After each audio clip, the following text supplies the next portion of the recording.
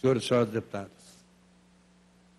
eu vi os eminentes deputados Tadeu Venere, Enio Veri, enfim, os parlamentares que usam a tribuna, que fazem referência aos investimentos que aconteceram em Curitiba, ou que estão acontecendo, deputado Fernando Canavaco, em relação à Copa do Mundo.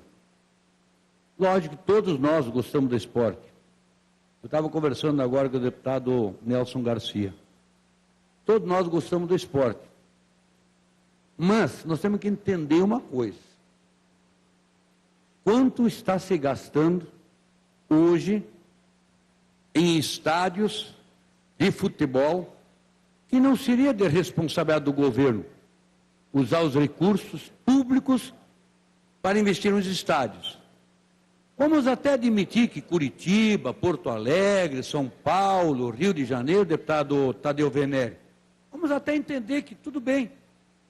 Agora, como é que o governo federal vai justificar gastar 2 bilhões de reais num estádio cuja cidade não tem nem time de futebol, que é Brasília? Como é que o governo vai justificar um investimento de milhões e bilhões de reais em Cuiabá, que não tem futebol, que não tem tradição? Como é que o governo vai justificar, senhores deputados, o investimento em estádios de futebol em Manaus, que não tem tradição em esporte, não tem time, não tem clube? Como é que o governo vai justificar para o coitado miserável que não tem saúde para atender quando as pessoas morrem nas filas? O SUS não paga ninguém, e quando paga é uma ninharia. O que é que nós estamos vendo hoje? Hospitais fechando, hospital se descredenciando do SUS. Esta é a realidade brasileira.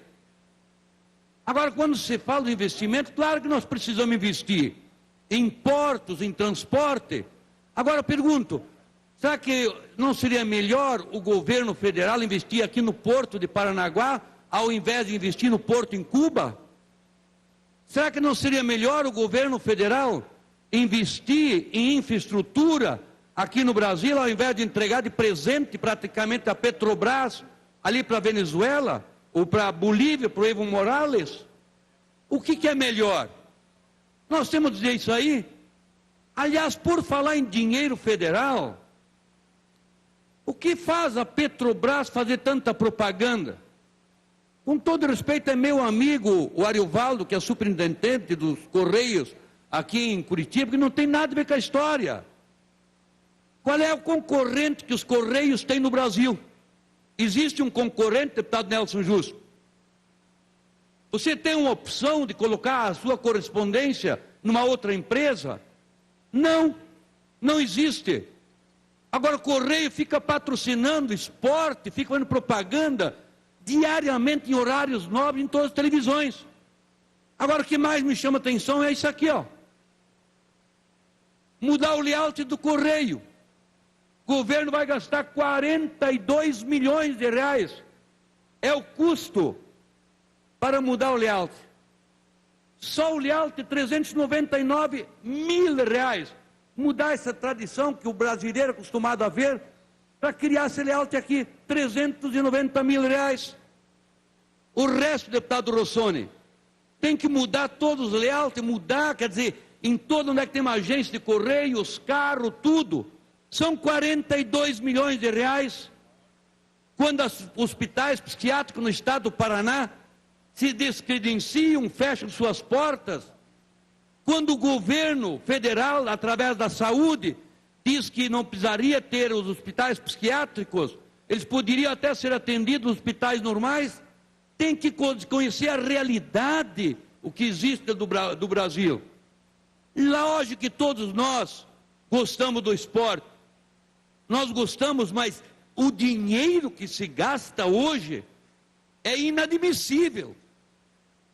Um orçamento, quando estava projetado, algo em torno de 300 milhões, passa de 1 bilhão.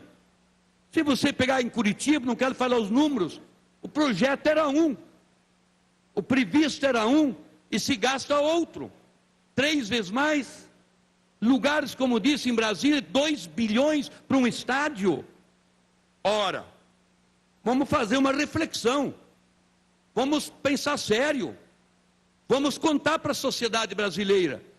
E aí nós se perguntamos, quando o povo vai para a rua, faz suas manifestações, eles têm razão ou estão errados? Quando o povo está revoltado com nós políticos, quando 61%, isso foi divulgado essa semana, que são contra o voto obrigatório, por que o voto não pode ser facultativo? Quando a sociedade, quando o eleitor não acredita mais nos seus representantes, por que acontece isso? Por causa das corrupções que existem, da roubalheira que existe. Quer dizer, o maior roubalheiro na história do Brasil aconteceu em 2004, 2005, 2006, que foi julgado agora pelo Supremo. E daí vai o ex-presidente da República, numa TV portuguesa, e diz que 20% foi jurídico e 80% foi político. Quando o ex-presidente diz no outro país que as pessoas que foram condenadas não são de sua confiança. Isso é de pôr contra a classe política. O chefe da Casa Civil não é de confiança do presidente da República? Claro que é. Aliás, é o maior homem de confiança do governo, do presidente, é o chefe da Casa Civil, que foi o José Dirceu. Agora vem o Lula dizer que ele não é de sua confiança. Como é que fica a nossa imagem lá fora no Brasil? Como é que fica a nossa imagem? E como é que fica nosso coitado povo miserável, como eu disse, que não tem saúde, mas vê que se gasta 25 bilhões na Copa do Mundo? 25 bilhões na Copa do Mundo. Quando nós questionamos aqui a nossa infraestrutura, quando nós questionamos aqui o pedágio, que está muito caro, quando nós questionamos que os portos aqui no Brasil, que são públicos, quase todos, o Paraná só tem um porto público, Santa Catarina tem 5 portos. Nós temos que investir aqui. Aí a presidente da República, ela entende que investir em porto lá em Cuba é melhor que aqui no Brasil. Como é que nós vamos se tornar competitivos? Eu respeito a posição de cada um. E o PT está na sua função correta, pastor Edson. Está certo, deputado Sheida. São oposição, façam oposição sim ao governo do Estado. E nós, como da base do governo, devemos mostrar para a sociedade o outro lado. Quando o PT aqui faz oposição, a nível de governo federal não falam nada. Não dizem nada. Podem gastar 42 milhões para mudar o layout do Correio, porque Correio realmente tem muita concorrência. Isso não falam. Falam daquilo que acontece no governo do Estado do Paraná. Não é que tudo está certo. Há erros? Claro que há erros. Em todos os governos há.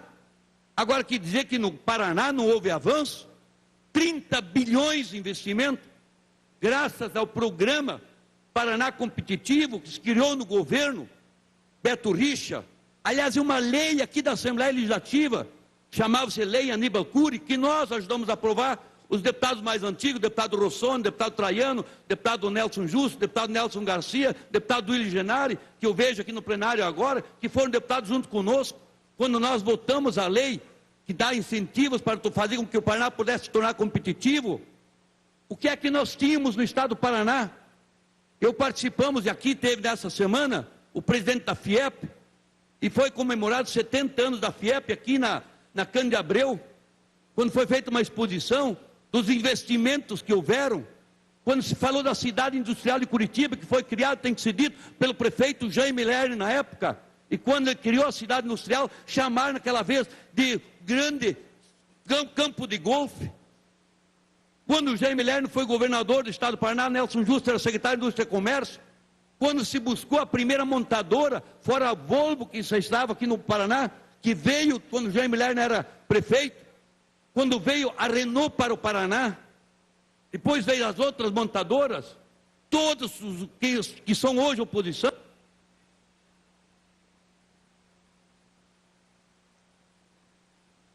Encerra, senhor presidente. Para concluir. nós temos que ser justos conosco mesmo. E muitas vezes, senhores deputados, a gente tem que lembrar o passado. Porque muitas pessoas esquecem muito rápido aquilo que se fez no passado. Nós não podemos esquecer os avanços que houve agora, deputado Romanelli, na educação, no estado do Paraná, a valorização dos professores, tanto salarial como em outros sentidos, os 35 mil professores da Visivale, os nossos policiais militares, nós temos que lembrar disso. Agora, eu só peço e só espero que os próprios deputados que fazem oposição aqui, que reconheçam que o vosso governo, a nível federal, está enlamaçado mesmo. Está mesmo.